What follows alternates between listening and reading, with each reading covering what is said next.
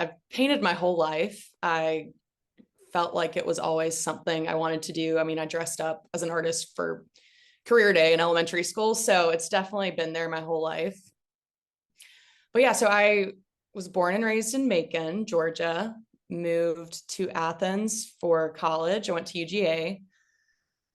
I was a business major and a studio art minor. I feel like it's describes me perfectly because I kind of was just one foot in the door, one foot out because I was too nervous to major in art. But looking back, I'm really glad that I did have a business major, and it just gave me this like comfort knowing if something didn't work out, like still had some sort of degree to lean on. But yeah, it's funny because my studio art minor, you have to take like 30 hours, I think, for it. So it ended up being like 8 classes or 9. I don't even know. But I never took a painting class. Like I did take one oil painting class, but I don't paint with oil paint. So it's like, I don't even feel like I took a real painting class, which I'm also grateful that I didn't do that either, because I just wanted to try out so many different things. So when people ask me if I studied art in college, I'm like, yes, but nothing that actually translates to what I'm doing in my art career now. I mean, it as a whole, I'm sure it like helps me and has some effect on how I paint, but it's funny because I didn't take any acrylic painting classes, which I don't even think they have many in college. But yeah, so I also just attribute a ton to where I'm at today, like just running a business and my entrepreneurial spirit, to my parents. In college, they were obviously so supportive in every way, but as I progressed, like sophomore, junior, senior year, they started, which I think most people probably do, but they started pulling back the financial support. Mm-hmm. And my dad's famous kind of quip was, you get really creative when you don't have money. Mm-hmm. And I think he meant that just in a creative way to, make money, not necessarily like artistic creative way. But I think that's when my artistic and entrepreneurial spirit really blossomed in college, is when I was like, okay, I need to pay rent or my sorority dues next month. Like, let me just start like grinding and start painting as much as possible. So I really attribute it to that. And it was scary at first because when you first start the entrepreneurial journey, I guess, it's so scary, like not knowing where your next paycheck will come from, whatever. So Right. I feel like that was like a really important time in my life because it started to be like, oh, I'm excited because I don't know where the next project or, commission's coming from. Like, I need to, like, let's make something happen. So I feel like the mental aspect of it, even more than the artistic side, that was a really crucial time. And I would attribute a lot to that, like parenting style, as how I got to where I am today too, not just, from the painting side. But yeah, so that's kind of how I was in college. And then senior year, it's funny, when I was preparing for this, I journal like every single day, and I've been journaling since college. And I started looking back through some of my college journals, and I was just so, I don't want to say lost, but just I had no clue, if I was going to paint, like what the future held. And I just want this entire interview to be an encouragement to people in college, people out of college, people in a job right now that are, hoping to pursue an art career, that like so much can change in just a year. Yeah. And I don't know, it's just really cool looking at my journals from college and being so scared and like having no idea where this journey would take me. And then looking at my journal entries from a year ago and seeing like how far it has all come. So yeah, in college, I just like had no clue what I wanted to do. I kind of just was accepting whatever job I could get. And I was like, I'll figure it out. Like, I don't have to be painting the moment I graduate. Like, I'm happy that I didn't put so much pressure on myself when I first came out of college, I was like, I'll figure it out. Like, I was like scared, but also just like kind of riding the wave. So yeah, I accepted a more like corporate type job in Atlanta, and I was painting nights and weekends. And that's when I started doing live wedding paintings. I was doing commissions. And yeah, I just was like gifting wedding paintings to friends and family. I started my junior year of college. And then I think my second painting was my mom's college roommate's daughter. So it was, just kind of working wherever I could and building up enough future wedding paintings so that I could quit my job and pursue it full time. Yeah. So I don't know if that was a winding answer, but No, that was a great jumping off point because I feel like there's so many things that I want to point out that I think are unique. Like one, you have the business degree. I love that you like had a taste of that and then that probably gave you some confidence in different ways. But I love the parenting style of like giving you a taste without, ripping the band-aid off, but kind of easing you into like what the value of a dollar is. Because I do think that's something that's so hard if you are, financially supported in college and then you get out there and you're like, wow, I sold a $300 painting. And it's like $300 doesn't go very far when you have to pay rent and you have to feed yourself and you have to pay gas is expensive and all that. And so I like that you started to understand what things cost. And I'm sure that maybe influenced like knowing your value, knowing your prices, but also you're super real. You're like, I was doing stuff for friends and like you're making it work. And I think that's how so many of us start. Can you kind of walk us through the next step? So you had this corporate job that was not related to artwork. When did things start to change? Were you mainly focusing on wedding paintings and that was your door into the art world? Were you painting on your own? Like what did that kind of medium phase before you went full time look like? yeah. Yeah. So I think I quit after, it was almost like exactly a year after working the corporate job. And I don't want it to get twisted. Like my first year of painting full time, like I will never forget, both my parents are CPAs. And after a full first year of being, or of just doing art, I sat down to do my taxes with my mom and I cried because I realized how little money I had made. And it was like, it, your first year is such a journey. So I don't want it to be like, the moment I quit, it was like, I was so good at it. Like all this business was coming in. Like I had it completely figured out. I would say the first 3 months, I had absolutely no idea what I was doing. I was just going into my studio every day and like, I don't know. I wasn't putting pressure on myself. It's like I was, because I obviously needed to pay rent and everything, but I was like, I just want to like, I have so much pent up creativity and like, I want to explore so many different ideas. Like, I mean, there are so many paintings and projects that never saw the light of day that first year, but I just like had so much pent up creativity that I just needed to get it out. And I obviously like wasn't making a lot of money. And I don't know, it's just like a very fine balance because that first year, I think it was really fulfilling for me to just like try all these new things. But then I guess when push came to shove in April, tax day, and I realized I wasn't making any money, I was like, oh, okay, like let's make some adjustments. And I would just say like I am constantly pivoting. So trying things out that start as passion projects or things that I'm really inspired by. And then, you do have to take into account how it's selling, how realistic it is, and just constantly pivoting. But back to your initial question. So I'd say that in between, I had probably like 15 live wedding paintings scheduled for the upcoming year once I put in my 2 weeks. So I don't know. I think I just started, I was accepting a lot of commissions. I was just being a yes woman and trying to pay the bills, but then also trying out new projects, new series. And I would say the Cheers series was my very first cohesive series. And that was a culmination of probably like a year of trial and error and me not posting the really bad stuff before that.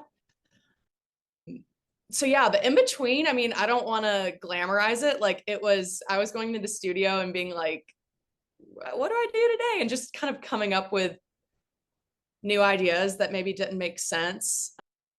I don't know. I look back on that first year really fondly though, because it really was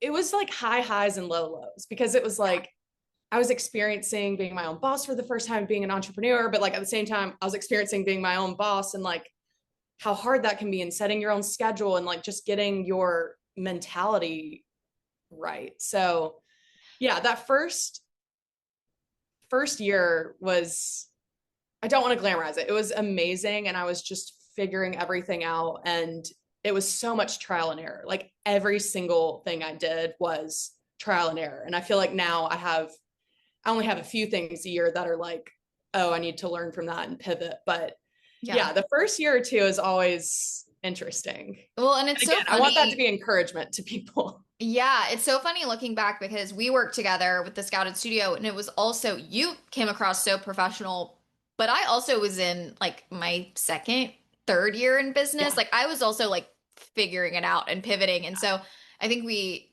like took a bet on each other in some ways, but I Yeah. think it's so amazing to look back at that and look how you've grown and look how we've both kind of like developed and done different things. I don't know. And I'm the same way. I look back so fondly on those initial days because yes, they're really hard in some ways, but also you have this like naive sense of like it's gonna work out. You're so creative. Yes. I'm like, why don't I still have this like naive confidence that like everything's gonna You be okay? No, you almost have to have this like borderline God complex at the beginning, because you're just so excited and like you feel like you can tackle anything and like the sky's the limit. And I still try to have that mentality, because it really is like what you have to get started and like get off the ground. But yeah, and I do want to say, so I actually, exactly 1 year after I was painting full time, I did hire a PR, like social media agency. Mhm. So I think that really became like the backbone of my business, because it kept it like just the schedule of it gave me deadlines of when to complete things, because I needed to get it done for the photo shoot to get it on the Instagram or website page. So I think it did start to look more professional as I Yeah. outsourced. And that was a huge investment for me at the time.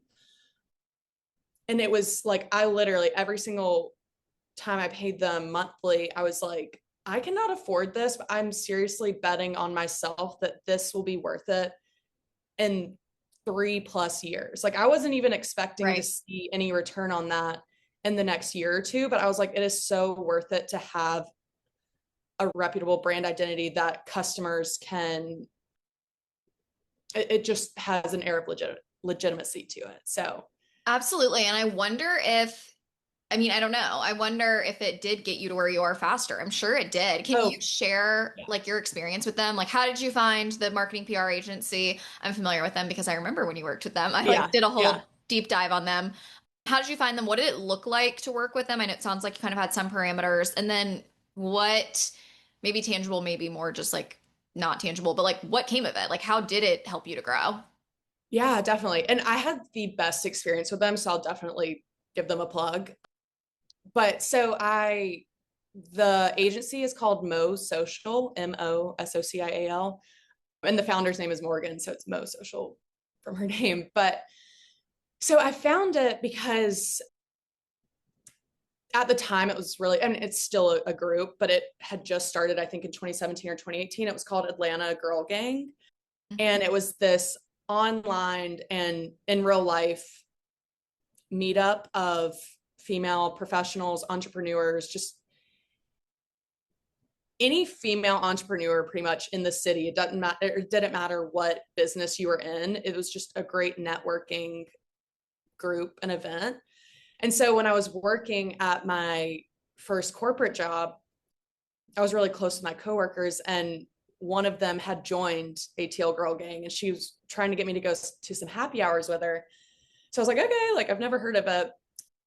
And I joined the group, and we became members, started going to some of the happy hours. And then that's when I was introduced to their sister company, Mo Social.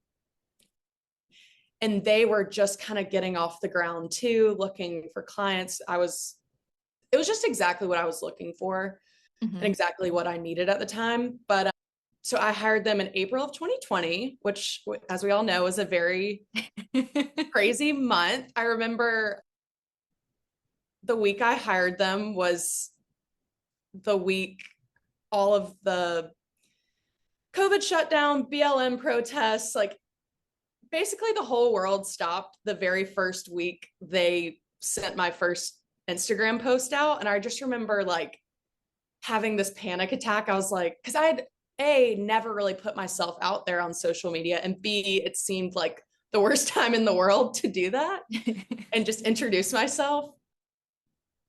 But one thing I learned, I think the thing I learned the most from having hired them, and I think we worked together for 3 years, was just to like put yourself out there.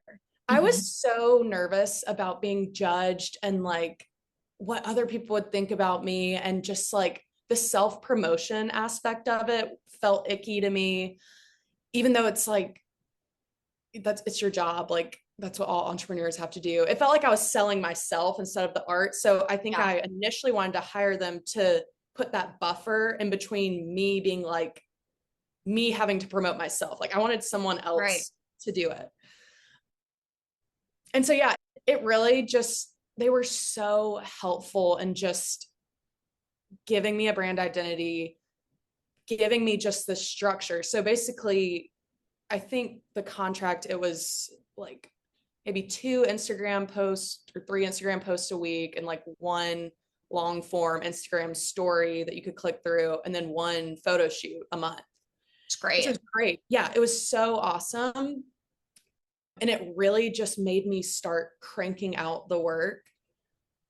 And I think by the end of the 3 years, I was like not able to keep up with that monthly deadline, and I didn't always have new work. So I think that was the main reason it didn't work. Like they were so pivotal in that beginning stage and getting me to just paint so much every month. But then once I started slowing down a little bit and diversifying, it didn't make as much sense. But they were just so incredible at the beginning, just really getting just giving me the confidence, to be honest, like just having another person to soundboard off ideas with. But yeah. Something you said that I relate to so much is it gave you that like barrier between you and like the posting, like you and the marketing, which I think we have to kind of like, most people don't hire out and they just have to figure out how to do that on their own, aka me. But it is hard. Like self-promotion, I think is so difficult. But as an artist, we have to do it. And like, yes, in some ways the art speaks for itself, but like in others, like you are the face of the brand. I feel like I could do way better on Instagram, but I use Instagram and my website as a portfolio now. I would say I use it for giving legitimacy to people who don't know me personally or have never worked with me. You can see my past work. I used to have, I don't want to say I still have a hard time with it, but self-promotion, it's just like, I don't think it comes naturally to anyone, to be honest. And it just is something that you have to accept as part of business. And I think as you get older, like so many people, not just artists, people that are self-employed, selling their own insurance, doing like people in actual corporate type jobs are having to promote their products. It just feels a little different because your products, your paintings are what you actually made, and it feels so much more personal. So I think that's what, it was just a hurdle I had to get over. But I really think they were so pivotal in just getting my whole business off the ground. And it was seriously an investment because I was not making enough to really justify spending that money, but I'm so glad I did. Yeah. Well, and I'm sure, I mean, you were painting so much for these monthly photo shoots. How did your style evolve? People are so ingrained in their own work that they don't realize that they naturally have a style. And Yes. I didn't realize that until later when I kind of, to be honest, I stopped caring about the style and I just started painting what I really liked and what I enjoyed. And I don't know if this is good advice, but it just naturally, you have a natural inclination to certain styles of painting, to certain ways you paint, and it might not feel like that, or it might not seem like it to you because you're seeing it all so up close and you're so ingrained in it that you don't see it. But like, I don't know. I think we all get too hung up on a personal style. And I I agree. do think that it's good to explore for like the first year or two. Yeah. Like I had no style until I would say like at least 2 years into just painting and creating. And it wasn't always painting, I was like crafting. I was just doing so many things and just kind of seeing what stuck and what I enjoyed doing. And then I would expand on whatever was working, in business. But yeah, I would definitely say don't limit yourself. Once I did kind of figure out the Cheers series, I definitely went deep into that series and started developing the style that way. But before that, I don't know. I feel like I keep saying this, but I just didn't put so much pressure on myself to like, oh my God, I have to have a style. It's like I've only been painting for a year full time. Like that's in the grand scheme of things, that's no time at all. Like so many artists have completely changed their style multiple times over the Right. years. And but you honestly, you can always see this common thread with all of their work, even if it's not just so on the nose or so obvious. Like you can tell certain stylistic choices, even if it's pretty different, even if the works are really different. I think it was just really great because the monthly photo shoots, I was like, okay, I have to have new work by this date. So there's a lot of creativity that comes out of monotony Mhm. when you have these parameters. So I had like two basic compositions for my Cheers girls scene. And within those parameters, you just can play around so much. And that's been I know has been a really common answer from other artists that I've listened to on this podcast is like, there's so much freedom in the discipline and Yeah. shortening and shrinking the parameters. So yeah, once I think it was just the quantity definitely helped with my style. So just painting, painting, painting to get a certain deadline. And it was stressful at times, but I'm still glad that I had those first couple of years of just like trying to hit a deadline and seeing where the series went. Yeah, no, I think you're so on the nose. I think style is almost like not even the right term. It's more like it's the way you as an artist see the world paired with like kind of your technique. Like we all just have a certain way we work with a brush, a certain way we work with colors. And I feel the same way. Like I'm painting, I have a collection I'm working on right now, and it's so basic. Like I'm doing kind of the same pattern theoretically over and over again, like the same subject. So it's given me so much freedom. Giving yourself boundaries, whether that be deadlines or like the materials you can use or the subject matter, it almost allows you to be so much more creative. Yeah. If people are, in the experimentation process, still figuring out their stylistic voice, their art style, trying to figure out a subject matter, I would just say like keep experimenting. And then if you find one, I don't want to say just be driven by sales, but like if it is something you enjoy and it's resonating with the audience, then dive into that series and just stick with that for 3 months. And it's Yeah. when you're first starting, I feel like there's so many ideas you have and you want to like do everything all at once. But like the biggest piece of advice I would give is just to slow down and focus more on one after you've had that exploration phase. I guess that kind of sounds like opposing advice, but explore and then slow down with one. And if that Yeah. one doesn't work, pivot. I don't know. Pivoting is like the core of my business, if I'm going to be honest, like constantly pivoting. Yeah, no, I completely agree. And I love what you said. It sounds opposing, but it's not. It's like I think my business, and I would say a lot of artists is this way, it's like cyclical. Like I feel like I explore, and then when I hit something that like really resonates with me and it's getting a big response on social media or what have you, then I'm like, okay, we're gonna dive deep into this for a couple months. And then like if I feel like it ran its course for some reason, then I'm like, okay, then we're back to the exploration phase and we'll see what comes. Like you have to explore to figure out what you want to create. And then once you figure that out, it's like you to make your best work, you have to go deeper. Yeah. And I think too, I've always had a natural ending to each series. So I would say like the three main series I've done are the cheers, tablescapes, and now the floral collages. So when I was doing the cheers, I loved that series so much. But when I started applying to galleries, I think maybe I'd done like one or two tablescapes just because I felt like it was a more mature subject matter. And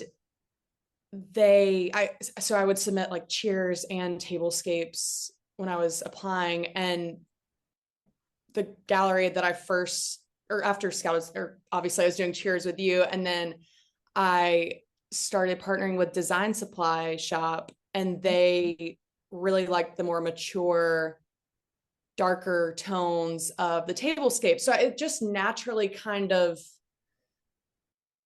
pivoted Yeah. to what was working at the time. So all of that to say, like, not to have so much pressure on yourself of like, oh, what is the next one going to be? Like, is it going to be weird on my Instagram page when I move to a new subject matter? Is everyone like not going to recognize my work? And it's like, the people that are not in the art industry don't see it like that as much as the people are in it see it. So yeah.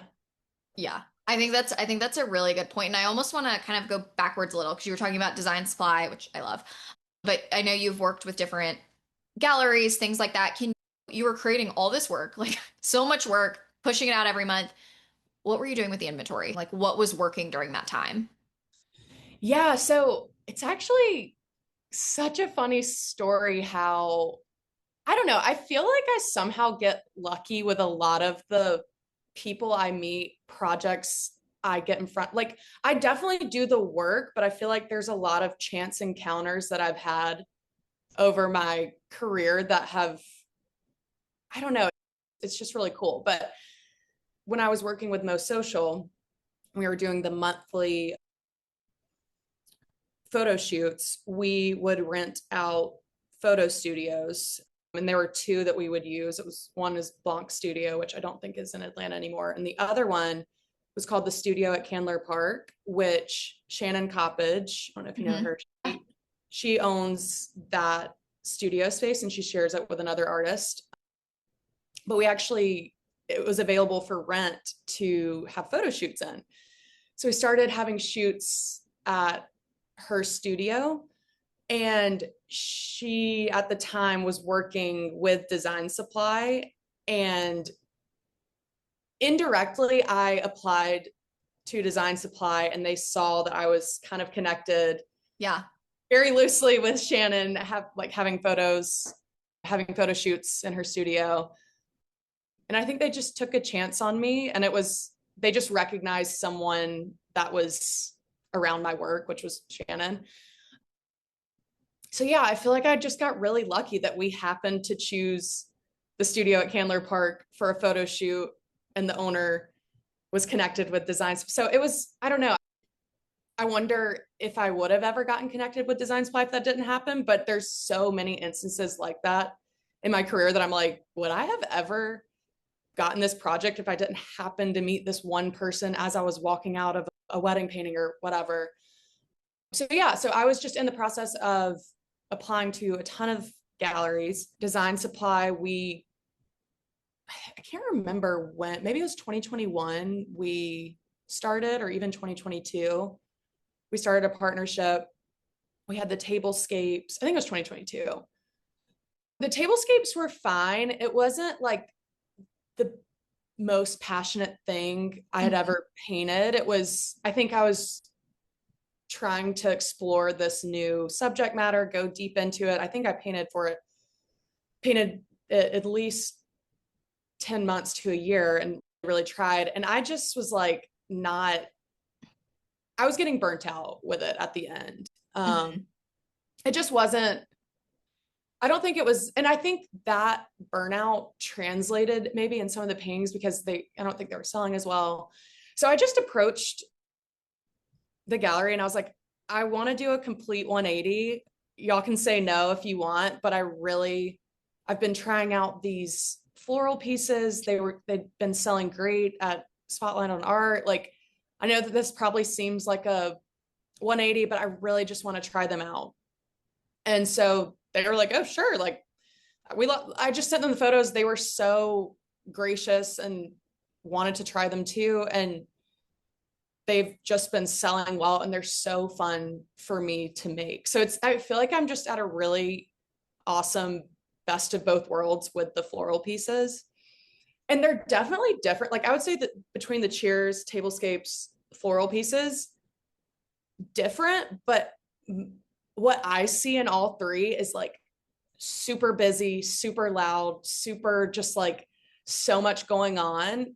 And I feel like that is just how I paint. Like I get so bored if I don't have like a million things happening in the painting. So I personally can see a common thread between these series, but I don't know if everyone can see it. And I guess it doesn't really matter, but Yeah. No, but I love it. And I love your breakdown of like how you kind of went from collection to collection because I mean, I think it was very seamless and very natural and it was, made sense to watch, but also even just like breaking down how long you were kind of doing each one. And like, it's normal. I think artists have this weird misnomer that like they have to paint the same thing for forever and that's their style. And it's like, no, you're gonna hate doing that. And people get bored too. Like like you said, as you were getting burnt out, it sounded like they weren't selling as well. And that's not to say you can't come back to them when you're, inspired again, but it was time and that's fine.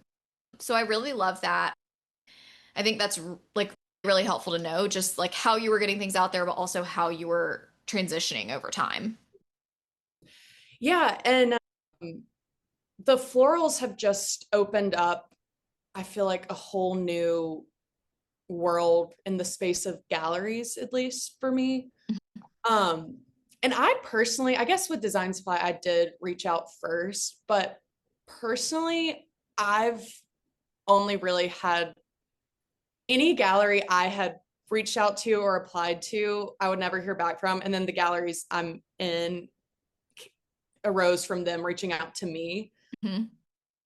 So I have some pieces with Design Supply, Caroline Nex gallery, and she is out of Gainesville in the Maggie Griffin Design Studio, and Liza Pruitt, and Mhm. she's completely online. So I don't know. I don't know if I guess with Design Supply, I did apply, but I wish I had more advice on how to get into galleries. I think my advice is just to keep working and pivoting until you find a really great collection.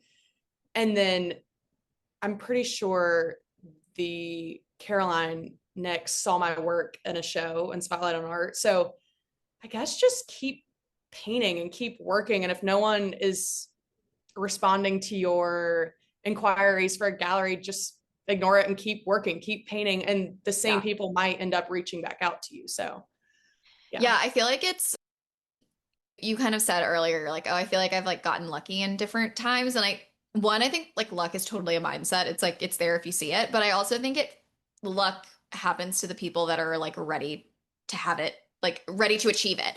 And so I feel like you were like quote unquote lucky, but also you were putting yourself in situations to like be seen, to meet the right people. Like it's not like you just happened to come across Shannon. Like, yes, like it feels that way, but you also worked with, like, you invested in working with this Yeah. marketing and PR agency. And so it's like everything you were doing, like, did lead to where you are now.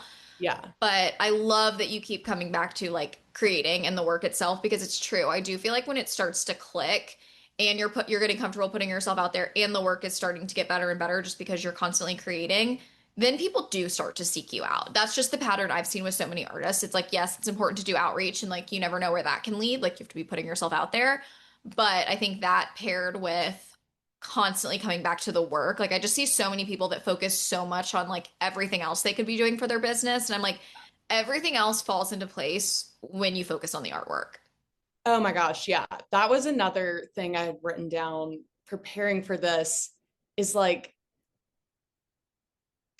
like yes, marketing is so important, like putting yourself out there, but like at the end of the day, the best marketing in the world can't sell a certain type of work that doesn't have like passion or any identity, or like you have to put in the studio hours. That's not something there's no shortcut Right. to creating the work, to putting the hours in.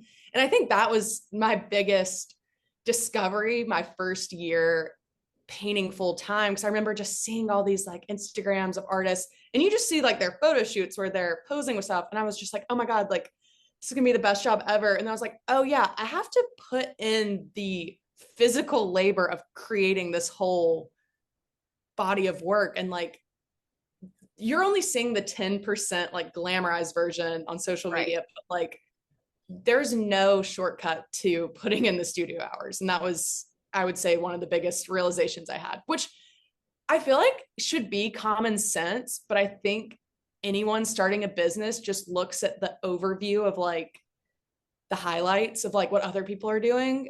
And you don't realize like the whole iceberg below the surface, the 90% of really, Right. really hard work and like weekends working long nights, whatever. So Well, and I think it's hard, and this may be me projecting, and this may just be the way I feel, but I feel like when I'm in the studio and things aren't working, it's hard to see how this is going to help the business versus me like pretending to do things on Instagram and like drafting an email. Although, yes, also important. It's like I can see the direct results of me doing that, even though it's not really what's growing the business as a whole. Like, you have to kind of twiddle your thumbs in your studio and do things that maybe aren't great and like make the bad work to get to the good work to actually have a good business. And that's what I think is, it's a really hard mindset because again, like you only see the artists that are at the end point. You don't see, like, even right now I have two like hideous paintings on my floor that I'm gonna like, they're just in that weird phase and I'm like, I know they're gonna end up fine, but like, whoa, they're not cute right now. yeah, yeah. And that's like also the most universal artist thought, is that you literally hate what you're painting. Maybe not every piece, but like so many pieces I'm like, this is so ugly. And then it's like, I feel that way until the 95% completion mark. And I'm like, oh, this is beautiful. Like, I love Yeah. it. So it's definitely like a lot of studio hours and a lot of figuring things out for sure. Yeah. Um, With kind of that in mind, how do you think about comparison? Like, was that something you ever struggled with, or did you totally block out the noise? Because I mean, there are so many artists. You're in galleries, you're on social media. Like, how do you maybe block out, or how do you kind of think about comparison? yeah, I'll be totally honest. When I started, I don't know if other artists do this. I muted every artist I followed. It's so Their smart. stories, their posts. I kept following them because I was like, oh my God, I want to like support them, like get their numbers up, whatever. But I just like didn't, I was so happy for them, obviously, but I just didn't want to indirectly, like, if I saw their work, it seeps into your brain and it kind of comes out in your own work. And Mhm. I just didn't want that to happen. Also, there are a million different paths that you can take on your artistic journey. Like some people only partner with galleries, only paint in their studio. They don't do commissions, they don't do any other partnerships. Like that is what works best for them. That works best for their personality. Like that's the perfect fit. Some people only do live wedding paintings. That is their best fit. That's how they like it. They like working every single weekend and they don't get bored of that. I, on the other hand, do like 10 different things. I feel like it's like I did see so many people doing so many different things. I was like, oh, I want to try that. I want to try doing a Mhm. mural. I want to try doing a collection. And I ended up loving them. But it fits with me because it fits my personality, because I get so bored doing the same thing. Same. Yeah, that's why I like, whereas some people might see that and be like, oh, she's doing that partnership with the company and blah, blah, and I'm not doing all that. But I'm like, there's so many other things that I'm not doing because I don't want to say spread thin because it has a negative connotation, but like, I don't know, like some people go really deep into one aspect of the art business and then some people go Mhm. really wide. And there's just like, it's just dumb to compare, to be honest. Yeah. In any aspect, in your style, in how you're running your business, because I just think success is when your business lines up with your own personality. I completely agree. And I love that you said, like, sorry to artists, but I actually love that you said you muted people. I completely am in agreement. It's really hard for me to do because I have this job and I interview people and I Yeah. work with artists and I coach them and I run a gallery. So, like, it's really hard for me to tune out artists. But I will say, when I'm actually creating, I cannot look at art for inspiration. I cannot look at like Pinterest that's feeding me art for inspiration. It's too hard for me to translate that and not like, I don't want to say copy, but like, subconsciously like pull something from them versus pull something from like me and what I want to create. So I've always had to find other outlets. Like I have a million magazine subscriptions. Like my husband's like, this is such a waste of money. And I'm like, it's not. Yeah. It's indirectly No, making us seriously. money. But it's like I have magazine subscriptions. I'm like always redoing my bulletin board. I'm so inspired by like fashion and like there's so much color and texture there. Like cooking, like all these things seem unrelated, but I'm like, if you can go get inspired by not other artists, the work is going to be so much more true to you. And then I love what you said about process too. And I think it's something you've achieved. Like your work, I think the reason, obviously it's you're talented, but I think also the artists I've seen that are really successful have art that doesn't look like other artists' work. And I don't think people that have work that looks like other artists necessarily means they're copying. I just think it's, we have this indirect, like, we're seeing stuff on social media all the time. It's so easy to subconsciously be similar. But I think what you're doing, you're doing tablescapes, like, and now you're doing florals. Like, neither one of those are reinventing the wheel in terms of subject matter, but I think the way you're approaching them is so your own that you're not directly competing with all these other artists that are doing it. And I think that comes from like blocking out the noise. Yeah. And another thing I will say that I don't know if this is talked about as much either, but blocking out the comparison also comes from so much like internal work. Like Yeah. I said, I journal every single morning.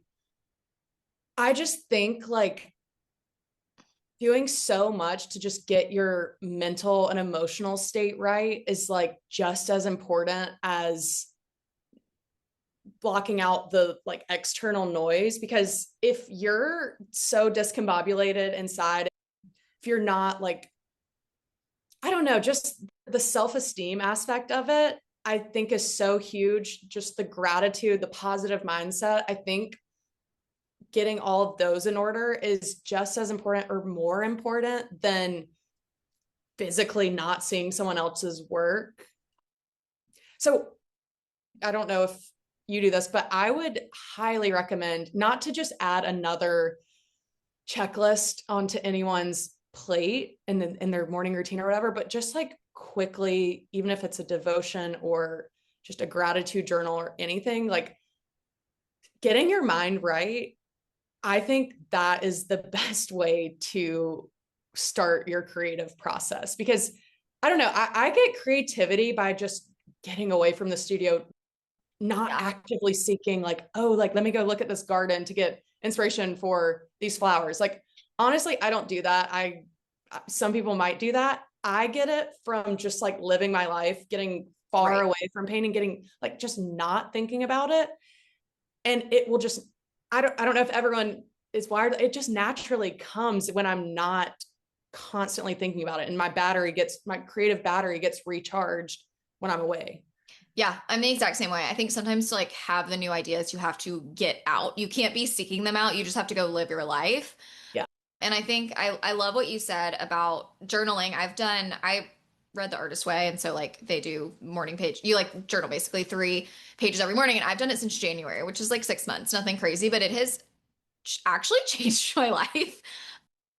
But I think it's exactly what you're saying. And I also was one of those people that was like, I can't journal. Like, I cannot do it. It's another thing on my plate. I'll never stick to it. And somehow I've stuck with it for 6 months and don't see it stopping. But I think it's exactly what you said. It like gets my mind straight. Like some mornings, it's just me like dumping everything that's like stressing me out on the page. And then some mornings, it's like, I should be focusing on this. I should be focusing on this. And then like sometimes it's just helpful to look back through it and be like, what do I want? Like, why am I focusing on everyone else? And like to actually read what just naturally comes out of you first thing in the morning, it's really helpful to like get a gauge on what should my goals actually be? Like, do I need 5,000 followers just because I think I do? Probably not, because I don't want to be on my phone. So that's a stupid goal. Let's pivot and let's actually focus on, whatever would bring me joy and allow me to have more time with my family or whatever the goals like actually are that are going to make me happy. So I think the mindset piece is huge because it actually gives you a taste of what you should be focusing on big picture versus, again, looking at what everyone else is doing and feeling like that's the path to success when success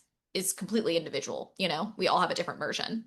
Yeah. And another component I would say why I think journaling is just the best is because being able to look back, say you were having a really rough patch in your professional, like the sales were down, whatever, it just like gives you a big picture moment of like, okay, this too shall pass. Like nothing is forever, Right. good and bad. And sometimes if sales are going bad or if you're stuck in a creative rut, I don't know, it's just encouraging to look back and be like, oh, wow, like this time last year, I was going through the same thing, but then I had so much stuff come the next month. Like it just like, it's this great visual history that is just such an encouragement. Like this morning, I was doing a devotion and journaling, and on the same June 17th page, I had actually written a note for the past 6 years. The first one, or however long I've been out of college. So yeah, like 6 or 7 years. It was my senior year of college. And it was just like, oh my God, I have no clue what I'm going to do. Like, what is the future going to hold? I'm so scared, blah, blah, blah. And then the next year I was like, LOL, this is like, if you only knew what was about to happen. And then the Yeah. next year I was like, I'm in a rut right now. This is so depressing reading. And then the next year I was like, this is so funny to like, it was almost like in a weird way, I was having a conversation with myself, but it was just so awesome to see Yeah. how like the good and the bad doesn't last forever, but that's life. And it's also just a really good encouragement. I don't Yeah. know. I love that. I think that's such a good little anecdote and story. Something I did this week actually was I was reading this thing and it was like, write a letter to yourself. And I was like, well, if I write a letter to myself, I'm just going to read it like tomorrow. And Yeah. so I wrote an email to myself and scheduled it from a year from now. That's so And funny. I just was like, it was just like bullet points. I was like, what am I going to actually want to read? And so I just like listed like the highs and the lows because I was like, what's going to be interesting a year from now? And like, hopefully some of these things have changed. And it was like Yeah. things I'm really excited about, things that are really stressing me out. And I just thought that was like a fun little, I don't know, one, it was like a fun exercise because it just made me think through like what is like relevant in my life right now that's really good and like maybe a little bit of a challenge. And like, it's going to be so cool to look at that from a year from now and be like, wow, you thought that was a big deal then. And like, look what you have now. And like, you thought that was hard then. And like, look what how you overcame it. And so I thought that was a fun little, I don't know, maybe something people can do if they want to like do something like this. And the funniest part is that like we think we can predict what the good or the bad's going to be, and it's always something different. Yeah.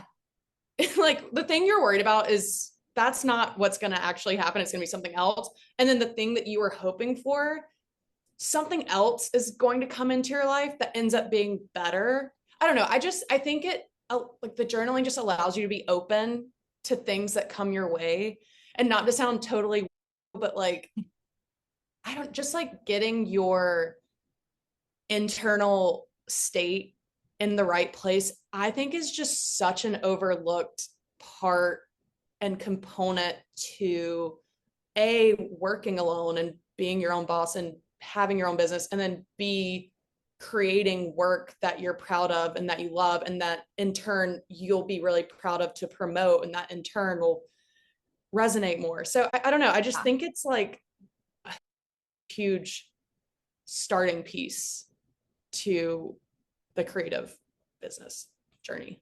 Yeah. Well, it's so funny too, because I feel like this conversation in particular, like you have a business degree. We could have so easily gone down like the business path, and like maybe that's a conversation for another day. But I feel like we keep circling this idea of mindset. And I honestly, I'm totally in agreement with you. I think if your mindset is right and you have the right structures in place, like whether it be journaling or what, meditation, everyone has different things they do. But like if you have the right kind of things in place to get your mindset right, everything else, like you said, really does fall into place. Like if you can be in the right place to do the work that you're excited to create, that you're confident to create, you're going to, more confidently share it. The marketing's going to be better. It's going to sell better. Yeah. People are going to notice you. Like it's such this thing leads to the next. And Yeah. that I'm sure people are listening to this and being like, you're oversimplifying. It's not that easy, but like, I think the It's the more jumping off point it's the for jumping off sure. Yeah. point. Yeah. And I think the longer you do it, you realize like it is that easy. Now, is it like these things happen tomorrow? No, it might take 2 years, but you will be like, wow, that one thing I did really did lead to such great quote unquote luck results. But it's like Yeah. because you took that first step. Well, yeah. And I don't want to dismiss the like studio hours, the Yeah. practicing your actual painting skills, the hard skills, but the soft, intangible skills of maintaining a positive mindset, being your biggest fan, and loving your own work, and maintaining that positivity. I just think that's the harder thing to do. Learning how to communicate via email and continuing to take painting classes, like that's just a very direct, I don't want to say easy, it's just the more obvious way to do it. But I would just encourage people to take control, or not, you can't really take control of it, but just to work on the intangible aspects and the soft skills. Yeah. No, I think this is great. Well, kind of thinking through all of this, what do you see next for your business? You have a lot of like stokes in the fire, whatever the phrase is, but like what are you really looking forward to the rest of this year and like potentially beyond? Yeah, so this might be the opposite answer of some people. Sometimes I feel like I girl boss a little too close to the sun. I feel like I'm actually trying to like taper back a little bit, because the first like 5 years I was just go get them. Yes, man. I like didn't turn anything down, do as many projects as possible, say yes to as many things as possible, which like I'm really glad I did. And I still do to an extent. But like for instance, I've been in Macon the past 2 weeks painting a mural. I'm going to Chattanooga next week to paint a mural at a hotel.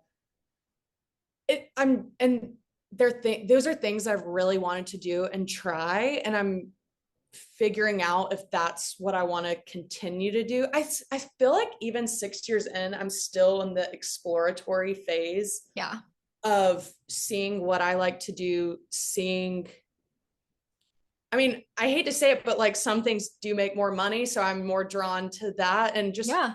if I enjoy it, then maybe I'll start doing more of that. So I'm tapering back a little bit more on my wedding paintings, but just, I mean, trying to raise the price, shrink my travel radius. So that just naturally happens. I'm trying to shrink some of the commissions I accept. Yeah, this might not be the most inspirational part of the interview, but I've just been figuring out what works for me, what I enjoy, what is a good investment, a return on investment for my time,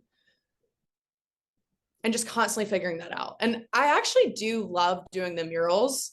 I think I probably wouldn't do two back to back, and just they're very physically demanding. But yeah, just I do so many different things: wedding paintings, commissions, partnering with on reserve galleries, and I love doing all of them. But I think I'm shrinking a little bit and going deeper into what partnerships I have. Yeah, I really love that answer. And I think I can completely relate. I had like a word of the year and 2024 was do less. So Yeah, it sounds like and that's that. not a And bad thing. no, and I think my word this year is refine, which I feel like is better. But I think it's the same thing where maybe we girl boss a little too close to the sun. And it's not that I'm unhappy. If anything, I'm like, wow, that really worked. This is great. Yeah. But now it's like, okay, well, what do I actually want? Like, of all these things, what do I like the most? What do I want to make better? What do I want to dive into? And I think there's something really important in that. I mean, I think it means you're getting to a point in your business where you can make decisions. You don't have to say yes to everything anymore.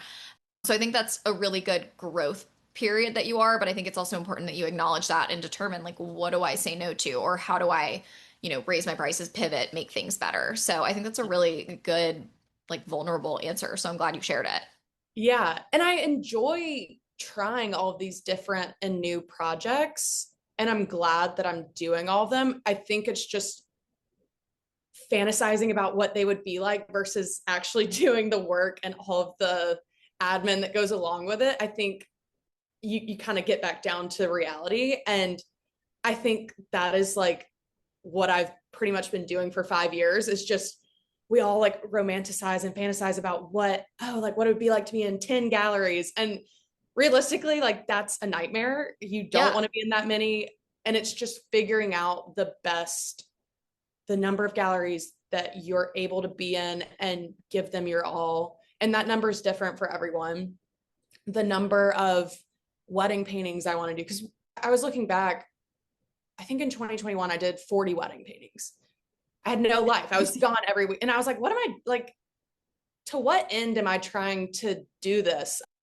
I want to create and I want to make money and I want to work, but it's just finding a balance pretty much. It's not that I want to do less. It's just that I'm constantly trying to figure out, I don't want to say the perfect mixture because I feel like it'll be changing constantly, what works for my business and what kind of projects I do, but just for the time being in this stage of my life, like what makes the most sense. Yeah, no, I love that. And I can totally relate. Well, this has been amazing. I love to end every episode with a lesson, tip, something that you can share with other creatives that can help them, that's maybe helped you in your business. Does anything immediately come to mind? Yes. So I had to think about this one. I mean, there's so many things I could say, but I think one thing, so I know we talked a lot about the mindset aspect of it, but now I want to talk about more of like the hard skills. One thing I think has helped me in my actual like painting skill set is almost trying to glean some sort of process or lesson while you're painting. So, for instance, not to just mindlessly paint, but if I'm painting a portrait of someone at a wedding and I always make this one mistake where I get the proportion wrong and I figure out, I don't know if this is going to make sense, but to me it makes sense. Uh-huh. Keep going. I don't know. I just figure out new processes with each painting that help me get better. So, for instance, for my wedding paintings, when I am painting the faces, I will take a photo of the painting and then I'll put it into a photo layout where this is going to be such a long-winded answer, but I put a photo of the painting and a photo of the actual like reference photo and I put them side by side and I just like look back and forth. And that was something that I learned to do 3 years ago. And it's just this little process that helps me get the most realistic painting. And I don't know, it's just been like the smallest tip, but it has made the biggest difference in my wedding paintings. And even, for instance, doing the floral collages in my studio, I'm not just mindlessly throwing them on the canvas, taking note of what compositions look the best. Oh, these color schemes, this always works. This usually doesn't. Just, I don't know. I feel like I'm constantly trying to learn and take inventory of little tips and tricks as I'm painting. And maybe that's like a very obvious answer. I don't know if other people do that, but I think when I was first starting to paint, I was just la-di-da painting to Yeah. paint. And maybe that would work. That does work for some people and they're not trying to think of processes. But I think a great way to constantly improve is to try to think of almost these rules of like, okay, whenever I paint it this way, when I paint the ear like that, it looks bad. But when I do it with this color and this, that's what makes it look good. Like, remember that for the next time. And Yeah. maybe that's seriously the most obvious thing that every painter just automatically does, but that's a big tip for me. Well, There's I a think it's million like, tips, but that's the biggest skill set tip I have. yeah, no, I think that's really good because I think basically what you're saying is like make sure you're reinvesting your time or you're investing your time in continuing to improve your process and your skills because I think it's not like oh, I painted and this all sold out, therefore I'm an artist now. It's more like you constantly are getting better. It's like you're going to get it done faster and more accurately and better if you do it this way. And so I think there's definitely something really good there. Yeah. Well, I think that's great. Can you share how people can learn more about you, your, social media handles, website, all of that? Yes. My Instagram is Caroline_Stroud_art. Very creative. And my website is carolinestroudaart.com.